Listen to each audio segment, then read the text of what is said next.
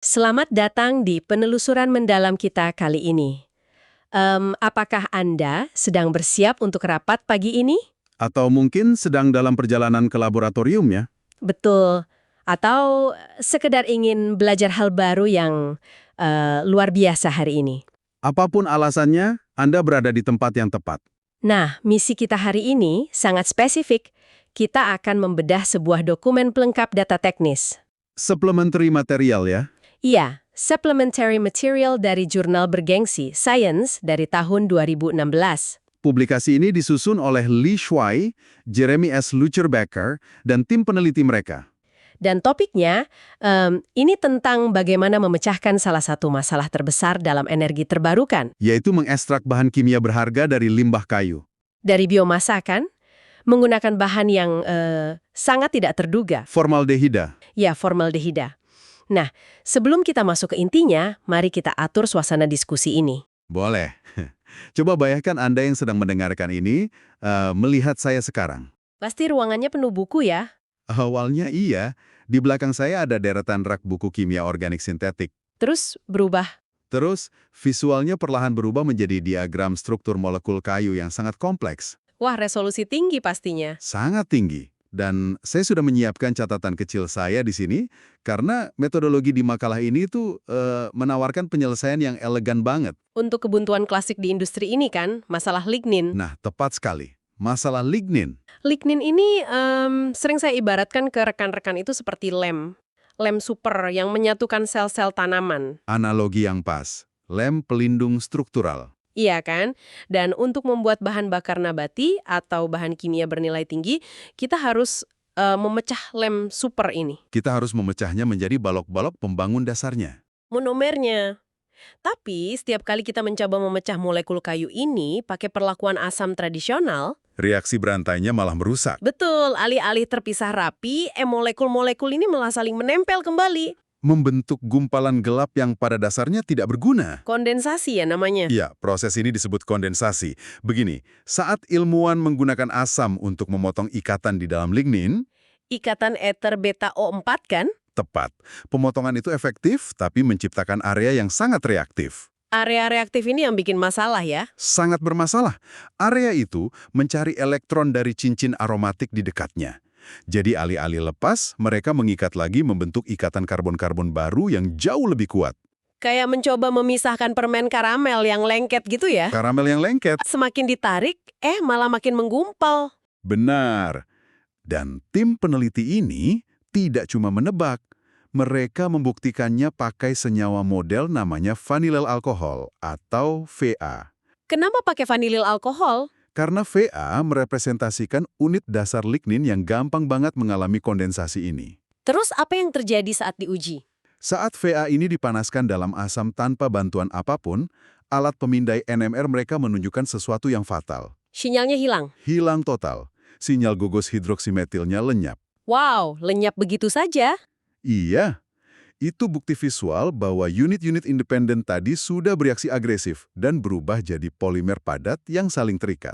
Karamelnya menggumpal keras. Tepat sekali. Oke, mari kita bedah ini.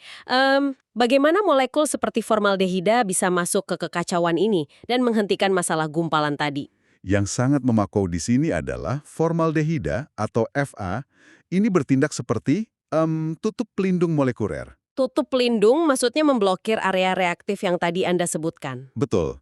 Ketika Fa ditambahkan ke dalam campuran asam dan pelarut, Mereka pakai pelarut 1,4 dioksan kan di sini? ya 1,4 dioksan.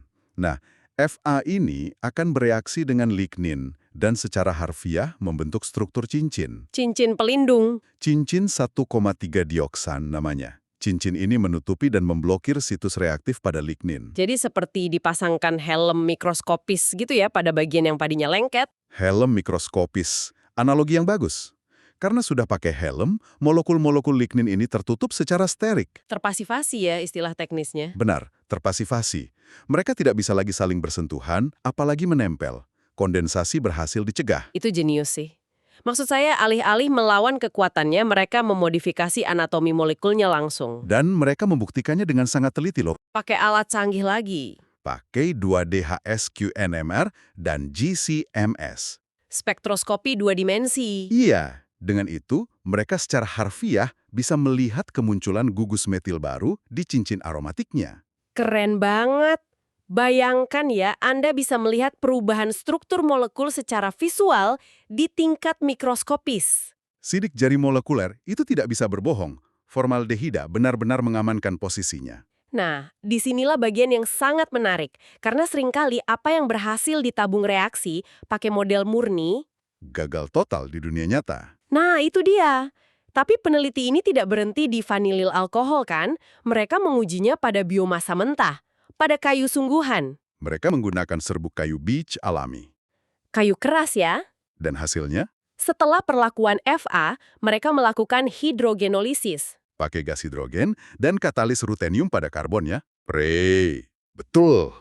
Dan hasilnya mereka mengekstrak monomer lignin sebesar 47%. 47%. Untuk audiens kita ini angka yang sangat tinggi kan? Sangat tinggi, mendekati batas teoretis dari kayu beech itu sendiri. Dan monomer yang didapat seperti propil guaiacol dan propil siringgol itu sangat bernilai. Prekursor aromatik yang sangat didambakan industri. Tapi tunggu, makalah ini kan juga membahas satu fakta luar biasa lainnya tentang poplar. Ah iya, variabel genetikanya. Mereka menguji metode ini pada pohon poplar hasil rekayasa genetika. F5H overexpressing transgenic poplar. Kepanjangannya lumayan susah ya. Intinya ini poplar super. Kenapa harus poplar super ini? Apa bedanya dengan kayu biasa? Karena lignin poplar super ini terdiri dari 98,3% unit siringgil. 98,3. Padahal poplar biasa itu cuma di kisaran 68% kan? Betul. Band unit siringgil ini spesial karena strukturnya membuat molekul lignin menjadi lebih lurus. Lebih lurus dan ikatan karbon-karbonnya lebih sedikit ya. Tepat. Arsitektur molekulnya sudah dioptimalkan untuk mudah dipatahkan. Lalu saat poplar super ini diekstrak pakai metode formaldehida tadi, hasilnya melonjak sampai berapa? Tingkat ekstraksi monomernya melonjak tajam hingga 78%. 78% dari limbah kayu mentah. Bayangkan itu. Untuk Anda yang mendengarkan, coba pikirkan efisiensinya. Hampir 80% limbah kayu yang biasanya cuma dibakar, Sekarang bisa diubah menjadi bahan kimia bernilai tinggi. ini benar-benar bisa mengubah model bisnis biorefinery. Sangat bisa.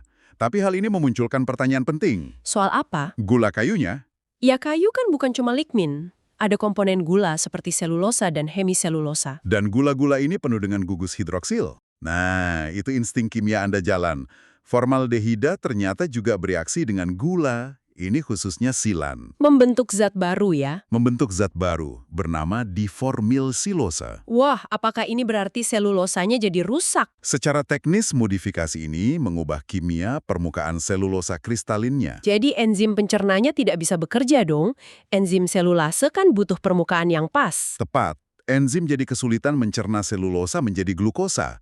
Tingkat keberhasilannya anjlok. Dari berapa ke berapa? Dari 95% di kondisi normal, merosot menjadi hanya sekitar 10% untuk kayu beech. Hah? Turun dari 95% menjadi 10%. Itu kegagalan fatal kalau pabrik mau bikin bioetanol dari gulanya. Tenang dulu, disinilah letak kecerdasan solusi mereka. Oh, bisa diperbaiki? Proses pembentukan asetal ini ternyata reversibel, bisa dibalik. Oh, gimana caranya menupas perlindungan asetal itu dari selulosa? Dengan pencucian asam ringan dalam air. Misalnya untuk kayu BH, cukup dipanaskan di air suhu 120 derajat Celcius selama 2 jam. Dan untuk poplar? 140 derajat Celcius selama 1 jam. Perlakuan ini menghidrolisis dan mengurai kembali diformil xilose tadi. Selulosanya telanjang lagi dong. Betul, gugus pelindungnya lepas.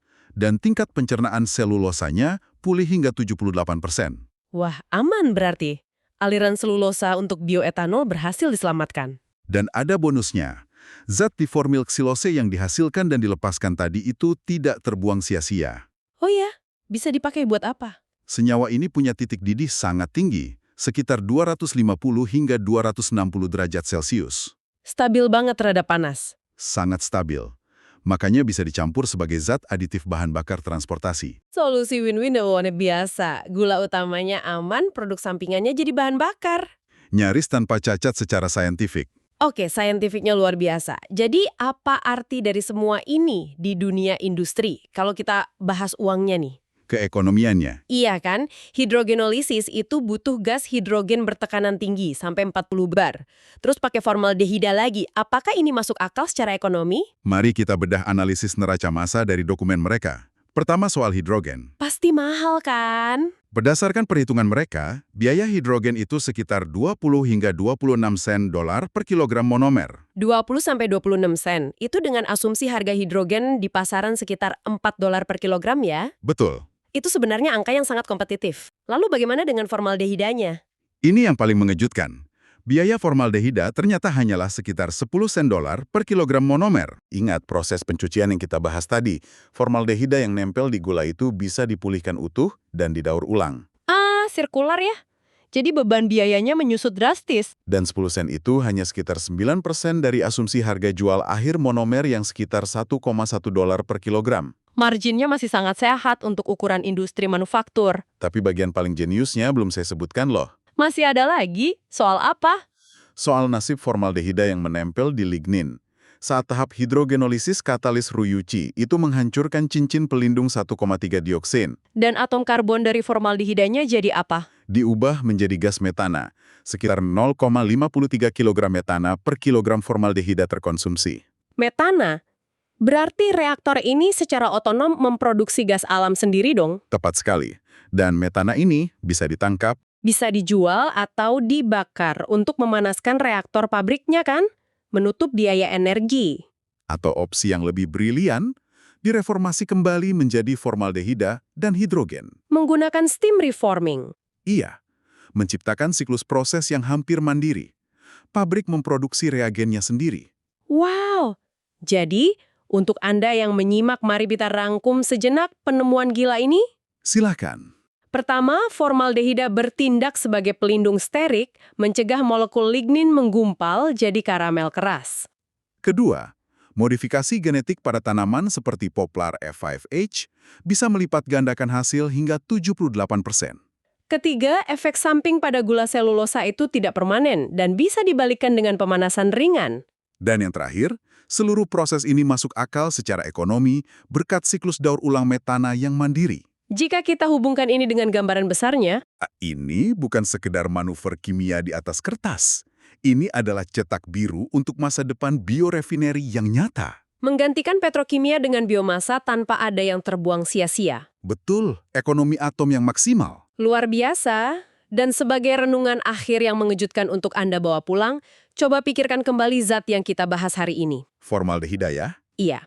Selama ini kita mengenal formaldehida sebagai bahan kimia pengawet, digunakan untuk mengawetkan jaringan biologi mati. mengunci benda mati agar tidak membusuk. Sangat kaku, tapi di sini, di penelusuran ini, kita melihat formaldehida justru difungsikan terbalik. Menjadi kunci kehidupan baru. Tepat, menjadi alat pembuka potensi tersembunyi dari limbah tanaman demi masa depan yang berkelanjutan.